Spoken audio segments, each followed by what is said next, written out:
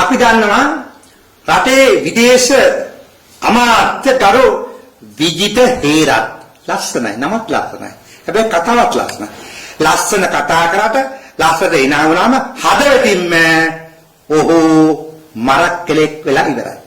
හේතුව මේ වෙන විට මරක් කළ මිනිස්සුන්ට මරක් කළ හෙදියන්ට Tamanට අවශ්‍ය සංස්කෘතිය අනුව ඇදුම අදින්න පුළුවන්.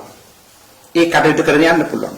එතකොට පොලිසියේ සේවය කරන උසස් නිලධාරී ඊළඟට රජයේ සේවය කරන උසස් නිලධාරී පොලිසියේ යම් පීසීලා වගේ අය ඒගොල්ලන් වැඩ කරනකොට තොප්පිය ගලවලා පැත්තක තියලා අර මරක් කළ තොප්පිය මුස්ලිම් තොප්පිය දාගෙන වැඩ කරන්නද කියන්නේ. එතකොට මහත්වෝ හොඳයි නේද?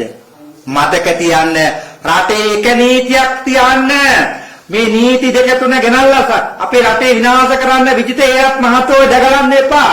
ඔබතුමාට මෙයක් කතා කරන්න දේවල් කොච්චර දේවල් තියෙනවද? රට හදන්න කොච්චර අදහස් තියෙනවද? ඇයි මේ ජාතිවාදී අවස්සන්න නැතවරක් මෙවෙන් දේවල් කරන්නේ?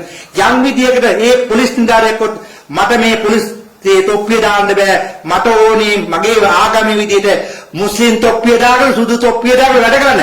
ඕකට ඊට පස්සේ ගල්පාරක් ගහලා ඔළුවට දැම්මොත් එහෙම අත්තිලව්වේ අල්ලා උලල්ලා කියලා ලේටි ඔක්කොම ගලන් අනේ මුස්ලිම් නීති ක්‍රියාත්මක කරනවා නම් මුස්ලිම් නීතියේ තියෙනට යවන්න රටේ අපේ රටේ නීතියට ගරු කරන අය අපේ නීතියේ අනුවර කටයුතු කරන්න කියලා මම මේ අවස්ථාවේ තීපත් කරනවා.